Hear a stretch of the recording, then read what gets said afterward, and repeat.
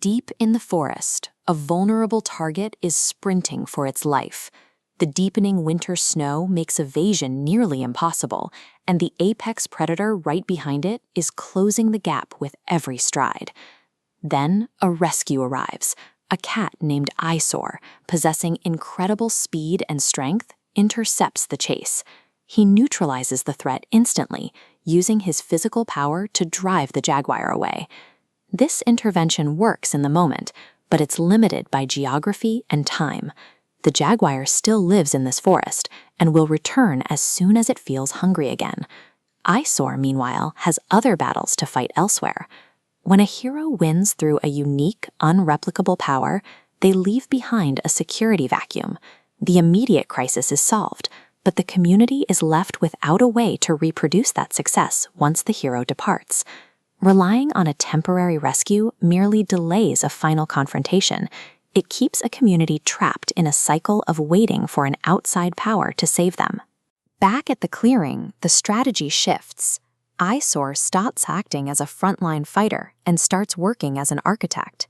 He begins organizing the group around the principle of force multiplication.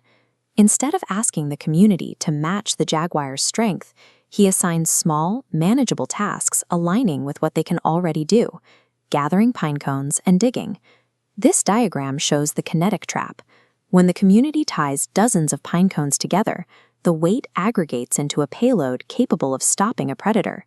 Applying this logic, linking a river to a concealed pit turns the terrain itself into a weapon.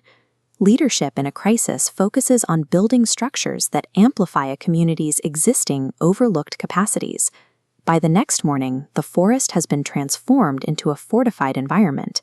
The community moves from running away to psychological baiting. Individual members intentionally expose themselves to the jaguar, drawing it into a chase that they, not the predator, are now controlling. As it passes under the target zone, the community releases the kinetic trap.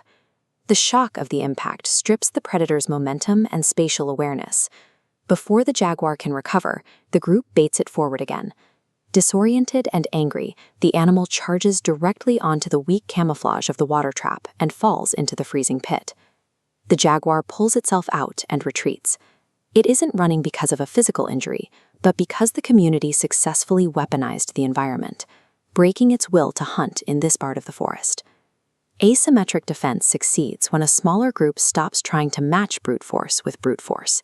Instead, they use coordinated timing and engineering to make the cost of an attack too high for the predator to pay. Even after this victory, the community still feels the weight of learned helplessness. They ask Eyesore to stay, fearing they cannot survive without him. They still believe their safety depends on the hero's unique, superpowered presence. To counter this, Eyesore points to the balance of power. This scale shows the massive strength of a single hero equals the combined output of 100 smaller individuals. But that equality only holds if they coordinate, forming an unbreakable network. Eyesore leaves the forest because his presence is no longer required. By removing the safety net, he ensures they rely on the self-sufficient network they have already proven can work.